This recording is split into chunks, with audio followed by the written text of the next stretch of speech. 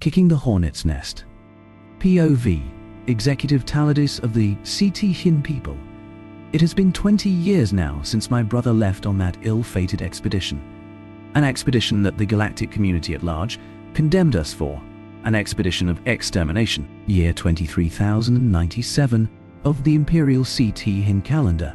Human calendar, AD 2023. For the last 10 generations, our people had been studying a vastly technologically inferior race on a planet we have designated as POL 3-27, a death world whose gravitational force is nearly thrice that of the CT Hin homeworld, and indeed amongst the highest of any recorded world, capable of sustaining sentient life.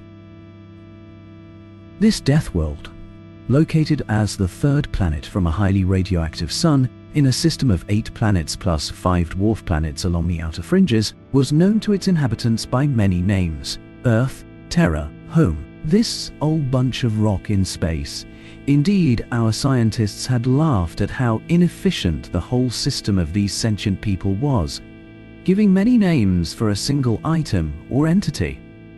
Some of their species even live whilst having entire sentences as names, whilst many only had one word for a name. Like our people have.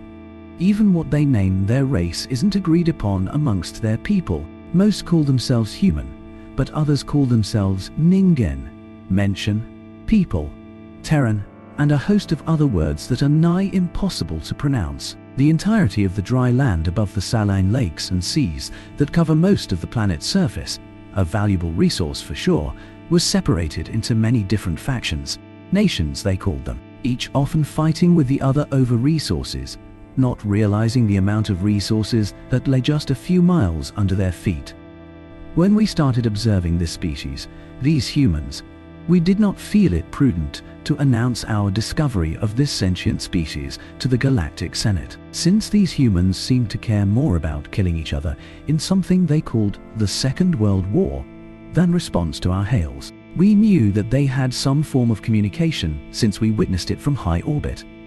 Orders from an old human, with what later was described as a silly little mustache coming from deep inside the ground, were carried out on the other side of the continent within minutes.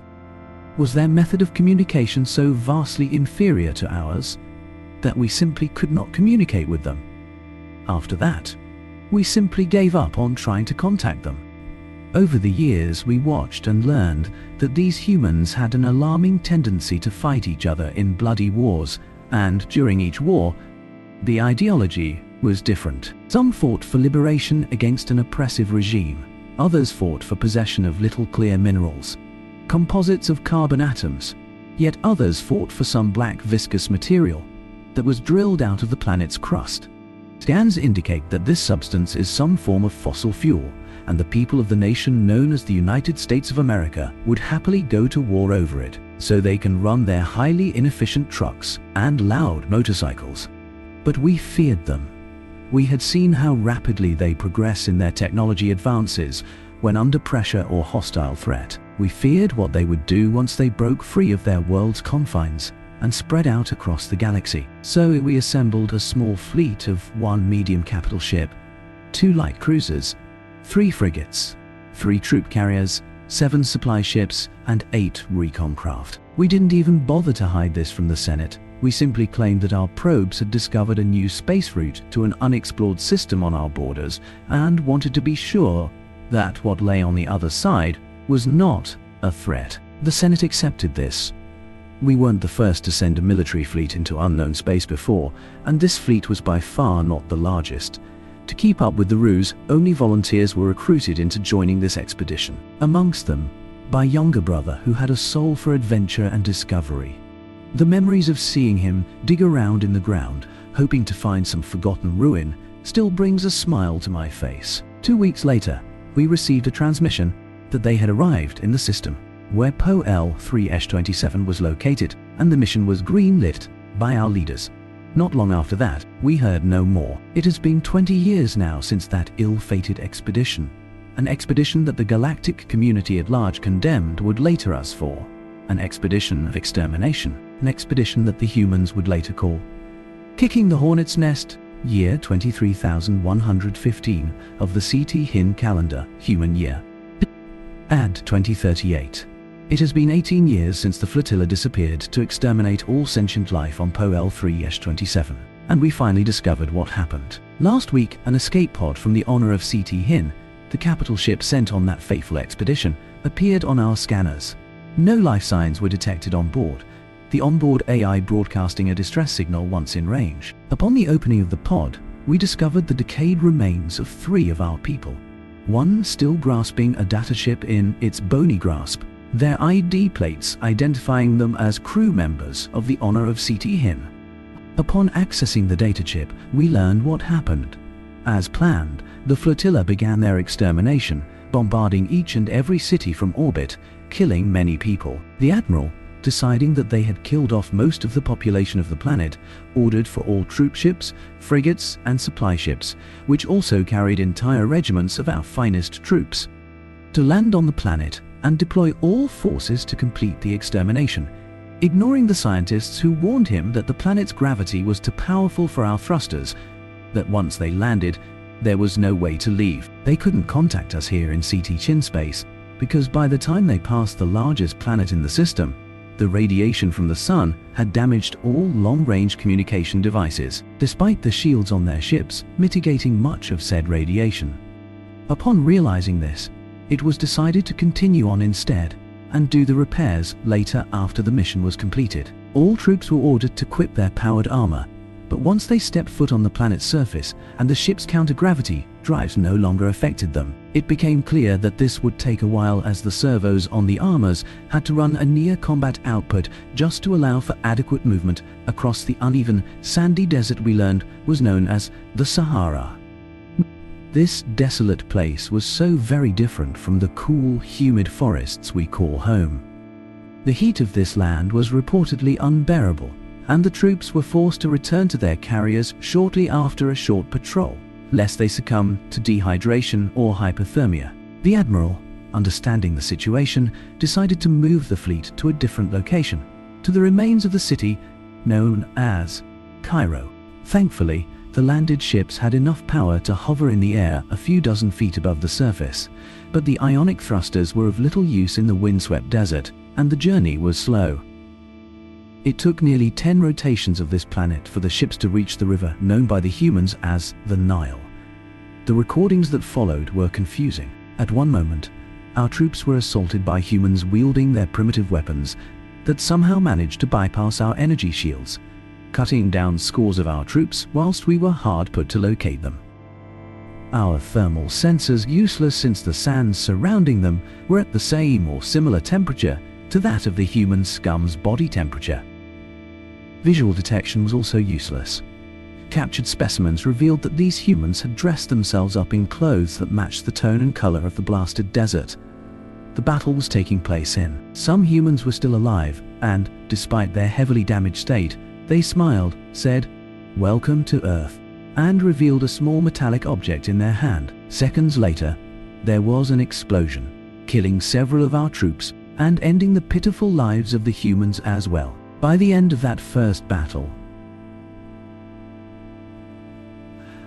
over half of our troops alone were either killed or had succumbed to the heat and dryness. And that was when another recording appeared, as massive explosions rocked the 3 ships still in orbit above the planet, pushing them into the planet's gravity well and causing them to descend to the surface below. Almost immediately, the Admiral ordered that the life pods be manned, each holding a copy of everything that had transpired since they entered the system. Over 300 pods were launched. 18 CT Hin years later, only one returned intact. We grimaced, wondering what had happened. Included was a recording of the sensors in the immediate vicinity of the orbital fleet, showing multiple items tagged as human satellites orbiting the planet. We realized that some of these must have been some form of rudimentary space weapons in disguise. Soon, another fleet was assembled, this one much larger, and sent into the unknown system, once again disguising the true purpose of this fleet as simply discovering what happened to the fleet that disappeared 18 years ago. This fleet too was destroyed. It was destroyed in full view of Senate border monitoring vessels, doing their once-a-decade survey of every faction's borders. It was destroyed just after crossing our border and into what we believed to have been wild, unclaimed space. It was destroyed when a fleet of warships of unknown affiliation appeared. No, not jumped in from hyperspace. They simply were there. The first thing they did was broadcast a message over every known channel in Senate space.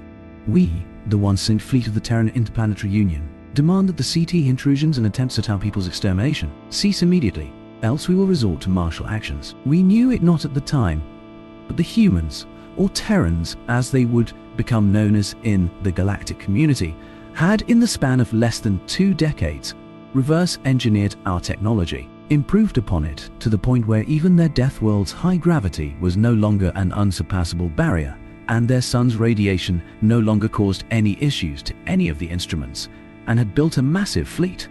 When our fleet ignored their warning and continued onwards, weapons emplacements appeared on the Terran warships, pointing warningly at our approaching ships. Another warning was issued. We say again, cease any and all aggression immediately. We prefer peace but are ready for war. Still, our fleet had ignored their warning. Instead, our dreadnoughts had fired upon the Terran fleet, our weapons harmlessly bouncing off their shields. The sight left us stunned. Our shields worked by stopping any energy-based attacks dead in their tracks, but theirs seemed to simply deflect the attacks from our dreadnoughts, like still water would reflect light coming in from an angle. It is saddening to us, but you have chosen war, was broadcasted from the Terran fleet. Suddenly, dozens of Terran ships simply appeared on the flanks, and our fleet was decimated. The Terran weapons shooting projectiles that exploded mere moments upon impacting our hulls, bypassing our shields entirely. Through millennia, ever since the predecessors of the Galactic Senate first invented shielding technology, the use of armored hulls became obsolete as cheaper alternatives became widely available. By the time of the first attempted extermination of the Terran people, the hull of our dreadnoughts was just thick enough to survive the vacuum of space, the projectiles of even the Terran frigates tearing through that hull and shredding anything in its path. Afterwards, the Great Invasion began. Year 23,117 of the CT Hin calendar, human year around 2039. It has been 20 years since we first attempted to exterminate the Terrans on their homeworld, 2 since the start of the Terran invasion, and the invaders have nearly reached our homeworld of CT10. Every fleet we built and sent at the invading forces was cut down as ruthlessly as that very first fleet we sent 2 years ago. Every world they attacked fell within weeks as our static defenses, our military bases, our forces, all were bombarded from orbit before their troops arrived, wielding new powered armor of their own, superior to ours, allowing them to wield massive weapons capable of destroying even the heaviest of our armored vehicles. Their fighters wielding weapons that destroyed our planetary air forces from beyond the horizon. Their armored vehicles shielded by the same type of shielding they deployed on their warships, rendering even our most powerful anti-armored batteries next to useless. We the CT10 people knew we would not be winning this war. We swallowed what little pride we had left and turned to the Galactic Senate for aid. Despite their numerous condemnations of our actions, ever since it came to light what we had done, they agreed to approach the Terran Interstellar Union. Almost immediately, the invasion ceased as the Terrans agreed to a ceasefire whilst our diplomats negotiated with their leadership. They were surprisingly lenient in their demands, considering what we had done to them in the past, only demanding the resources required to rebuild their homeworld, Terra, and agreed to pull their forces away from our territory once the rebuilding of Terra was completed, as well as release any hostages back to our people. We were shocked that there was a small colony of our people still alive after all these years. My anger faded instantly once I saw my long-thought dead brother enter the family compound he had not stepped foot in for 20 long years.